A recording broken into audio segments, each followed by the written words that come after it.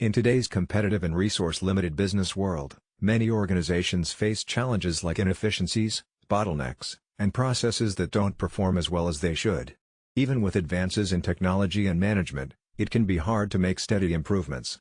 The theory of constraints, developed by Dr. Eliyahu Goldratt in the 1980s, offers a practical way to tackle these issues by focusing on the one part of a system that limits its overall performance, the constraint or bottleneck. Instead of trying to improve everything at once, this approach helps businesses identify and manage the key limiting factor, which leads to better and continuous progress. The theory of constraints has proven useful in many areas, such as manufacturing, supply chains, healthcare, and project management.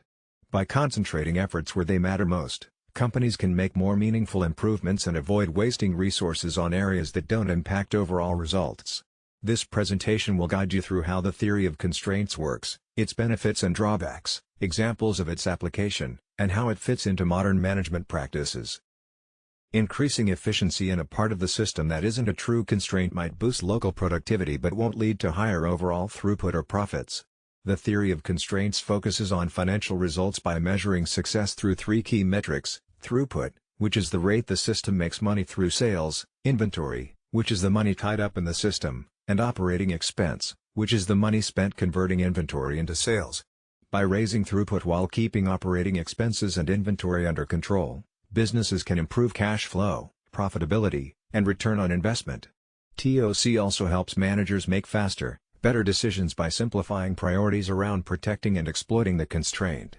This clarity allows teams to set clearer goals, align efforts, and reduce conflicts over resources, leading to more focused and effective execution.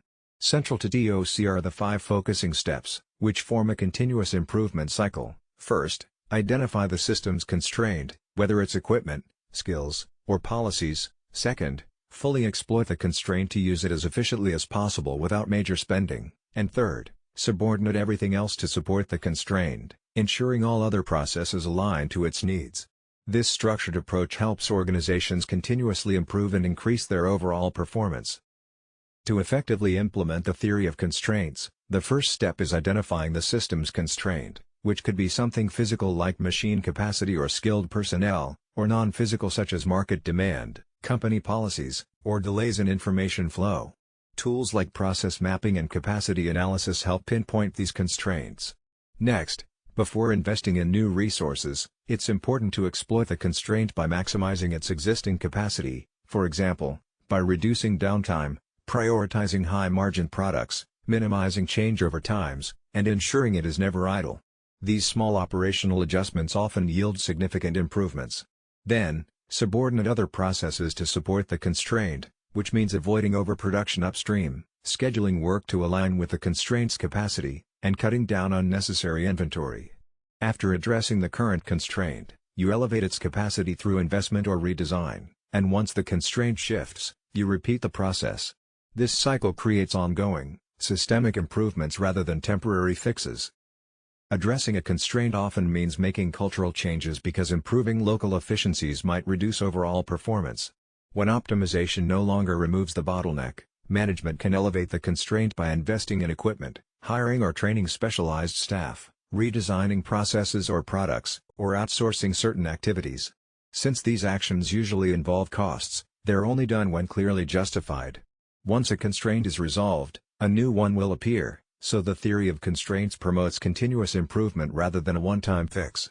For example, in automotive manufacturing, a single assembly station can limit production, so companies focus on preventive maintenance, keeping staff consistent, and managing buffers to improve throughput without expanding facilities.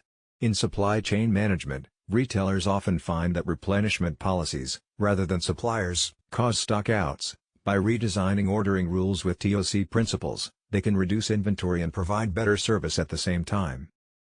Goldratt took the theory of constraints further by developing critical chain project management, or CCPM. This method hones in on project bottlenecks and stops multitasking to make projects move faster and more smoothly. Organizations using CCPM have seen their projects finish sooner, deliver on time more consistently, and use their resources more efficiently. This approach is popular in fields like engineering, construction, and software development. In healthcare, TOC helps identify key limits, like operating rooms or diagnostic machines, And by scheduling around these constraints, hospitals can reduce how long patients wait, increase the number of procedures done each day, and better use their staff, all without needing extra beds or space. The theory of constraints stands out because it simplifies complex problems by focusing on the biggest issue, produces quick improvements from small changes, aligns decisions with financial goals, works across many industries, and promotes thinking about the whole system rather than just its parts. This helps organizations avoid working in isolated departments and instead optimize the system as a whole. The theory of constraints has its limitations that are important to keep in mind. For one, focusing too narrowly on a single constraint can cause us to miss other important issues that affect performance. There can also be cultural resistance because subordinating areas that aren't constraints may clash with traditional ways people measure success. Constraints themselves can change quickly, which means ongoing monitoring is necessary. Additionally, TOC provides less guidance on optimizing areas that aren't bottlenecks, which can leave some gaps in overall performance improvement. Most critically, if the true constraint is misidentified, the decisions made may be ineffective or even harmful. Despite these challenges, when TOC is applied carefully and thoughtfully, it consistently yields strong results. It provides a practical framework that helps organizations focus on what truly limits their results, rather than trying to improve everything at once. By concentrating effort on the critical constraint, organizations can increase throughput, profitability, and growth more effectively. The 5 focusing steps offer a disciplined, repeatable process for ongoing improvement. Real-world examples across many industries show the versatility and value of this approach. While embracing TOC often requires changes in culture and disciplined execution, the benefits typically outweigh the difficulties. In today's complex and resource-constrained environment, organizations that understand and manage their constraints not only enhance their operational efficiency but also gain a lasting competitive advantage.